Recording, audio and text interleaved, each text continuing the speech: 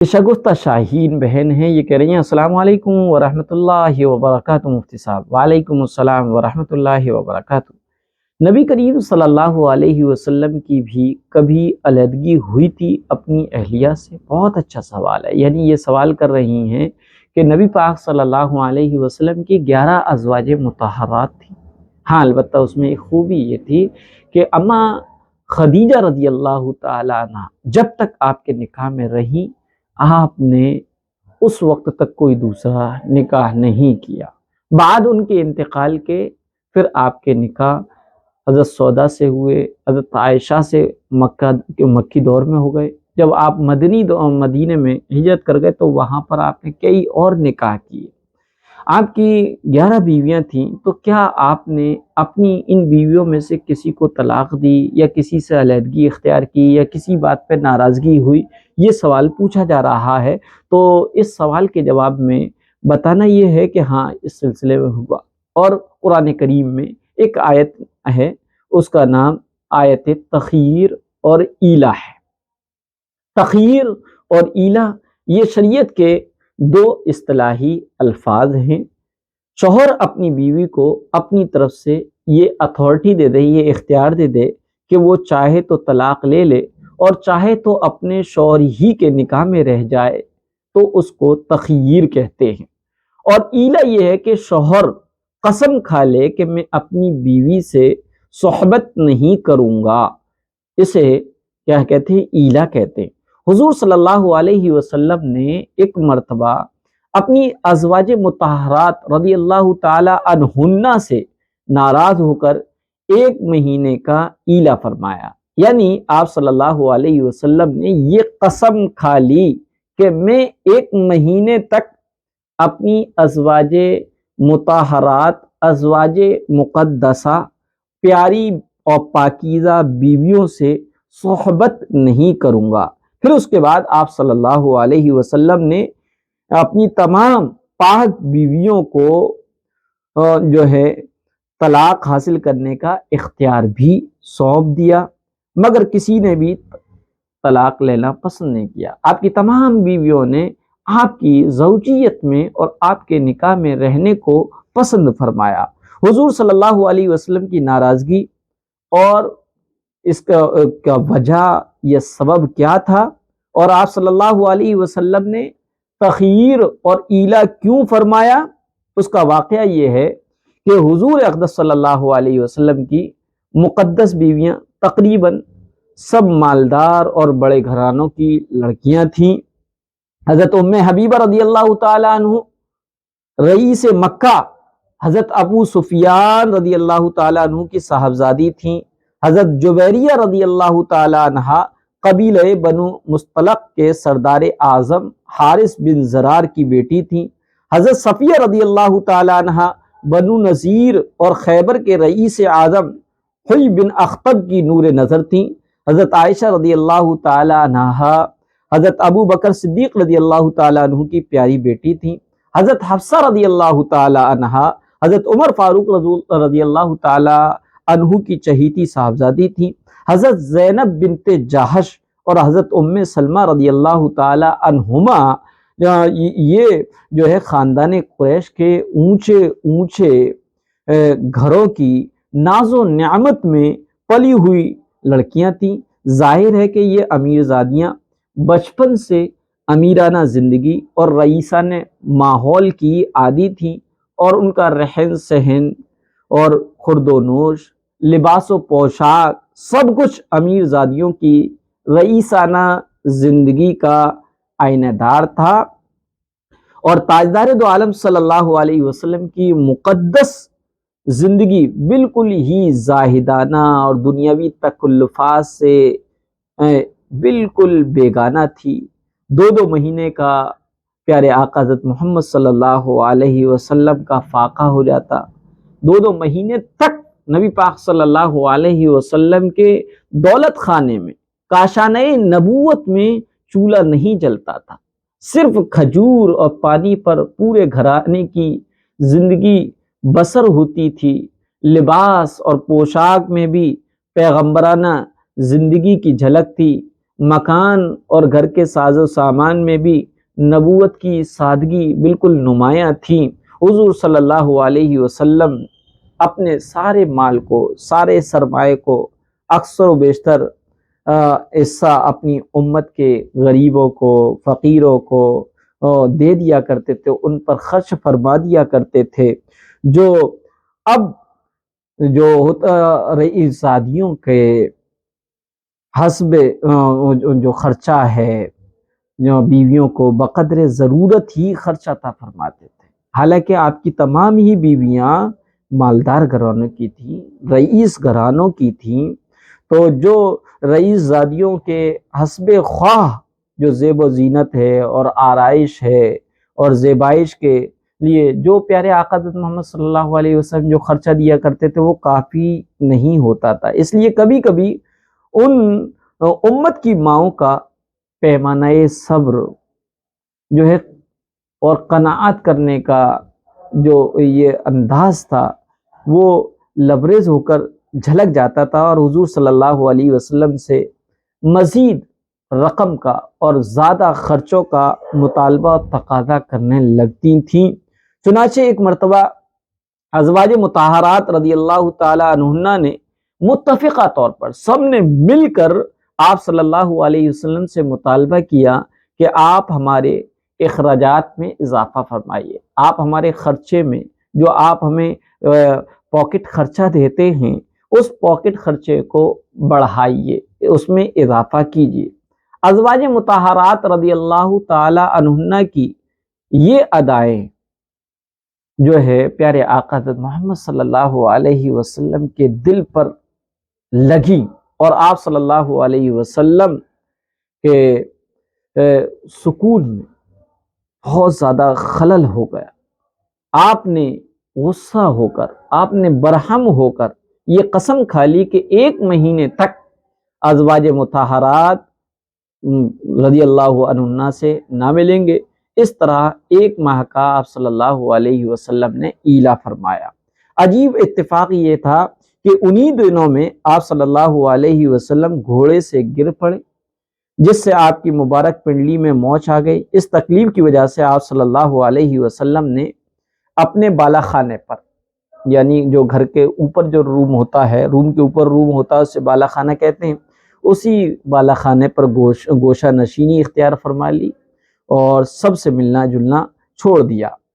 صحابہ اکرام رضی اللہ تعالی عنہم کو یہ واقعات کے قرینوں سے یہ اندازہ لگا لیا کہ آپ صلی اللہ علیہ وسلم نے اپنی تمام پاکیزہ بیویوں کو طلاق دے دیے، اور یہ خبر جو بالکل ہی غلط تھی بجلی کی طرح پھیل گئی، اور تمام صحابہ اکرام رنج و غم سے پریشان حال اور اس صدمے سے نڈھال ہونے لگے۔ اس کے بعد جو واقعات پیش آئے وہ بخاری شریف کی متعدد روایات میں بڑی تفصیل کے ساتھ ذکر ہے۔ ان واقعات کا بیان حضرت عمر رضی اللہ تعالیٰ عنہ کی زبان سے آپ سنیے گا۔ حضرت عمر رضی اللہ تعالیٰ عنہ کا بیان ہے، میں اور میرا ایک پڑوسی جو انصاری تھا، ہم دونوں نے آپس میں یہ طے کر لیا کہ ہم دونوں ایک ایک دن باری باری سے بارگاہ نبوت میں حاضری دیا کریں گے اور دن بھر کے واقعات سے ایک دوسرے کو مطلع کرتے رہیں گے۔ ایک دن کچھ رات گزارنے کے بعد میرا پڑوسی انصاری صحابی آیا اور زور زور سے میرا دروازہ پیٹنے لگا اور چلا چلا کر مجھے پکارنے لگا۔ میں نے گھبرا کر دروازہ کھولا تو اس نے کہا آج غضب ہو گیا۔ میں نے اس سے پوچھا کیا غسانیوں نے مدینے پر حملہ کر دیا؟ ان دنوں شام کے غسانی، شام کے رہنے والے، سیریا کے رہنے والے غسانی لوگ مدینے پر حملے کی تیاری کر رہے تھے۔ اس لیے حضرت عمر رضی اللہ تعالیٰ عنہ فرماتے ہیں میں نے اس انصاری دوست سے کہا کیا ہوا، کیا غسانیوں نے مدینے پر حملہ کر دیا؟ انصاری نے جواب دیا اجی اس سے بھی بڑھ کر حادثہ پیش آ گیا، وہ یہ کہ حضور صلی اللہ علیہ وسلم نے اپنی تمام بیویوں کو طلاق دے دی۔ حضرت عمر رضی اللہ تعالیٰ عنہ کہتے ہیں میں اس خبر سے بے حد متوحش ہو گیا، یعنی بہت زیادہ وحشت میں آ گیا، اور بالکل صبح ہی صبح میں نے مدینہ پہنچ کر مسجد نبوی میں نماز فجر ادا کی، اور حضور صلی اللہ علیہ وسلم نماز سے فارغ ہوتے ہی بالا خانہ پر جا کر تنہا تشریف فرما ہو گئے اور کسی سے کوئی گفتگو نہیں فرمائی۔ میں مسجد سے نکل کر اپنی بیٹی حفصہ کے گھر گیا تو دیکھا وہ بیٹھی رو رہی ہے۔ میں نے اس سے کہا میں نے پہلے ہی تم کو سمجھا دیا تھا کہ تم رسول اللہ صلی اللہ علیہ وسلم کو تنگ مت کیا کرو اور تمہارے اخراجات میں جو کمی ہوا کرے وہ مجھ سے مانگ لیا کرو، مگر تم نے میری بات پر دھیان نہیں دیا۔ پھر میں نے پوچھا کیا رسول اللہ صلی اللہ علیہ وسلم نے سبھی بیویوں کو طلاق دے دی ہے؟ حفصہ نے کہا میں کچھ نہیں جانتی، حضور صلی اللہ علیہ وسلم بالا خانہ پر ہیں، آپ ان سے جا کر دریافت کر لیجئے، پوچھ لیجئے۔ میں وہاں سے، حضرت عمر کہتے ہیں، میں وہاں سے اٹھ کر مسجد میں آیا تو صحابہ اکرام کو بھی دیکھا وہ ممبر کے پاس بیٹھے رو رہے ہیں۔ میں ان کے پاس تھوڑی دیر بیٹھا لیکن میری طبیعت میں سکون اور قرار نہیں آیا۔ حضرت عمر کہتے ہیں مجھے سکون نہیں آیا، اس لیے میں اٹھ کر بالا خانہ کے پاس آیا اور پہرے دار غلام یعنی پیارے آقا حضرت محمد صلی اللہ علیہ وسلم جس بالا خانہ میں گوشہ نشین ہو گئے تھے اس کے پہرے دار جو غلام تھے وہ رباح تھے، ان سے کہا حضرت عمر رضی اللہ تعالیٰ عنہ نے تم میرے لیے اندر آنے کی اجازت پیارے آقا سے طلب کرو۔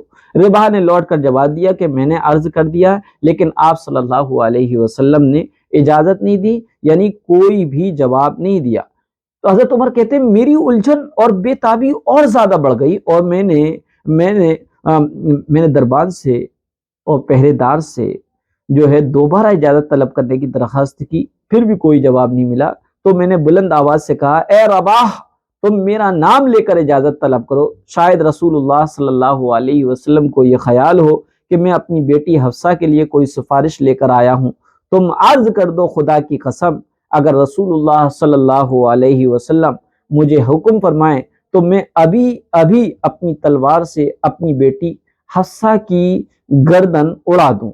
اس کے بعد مجھ کو اجازت مل گئی۔ حضرت عمر کہتے ہیں اللہ کے رسول نے بالا خانہ میں رہتے ہوئے میری بات سن لی اور مجھے دربان اور پہرے دار حضرت رباح کے ذریعے سے اجازت کی باریہ بھی حاصل ہو گئی۔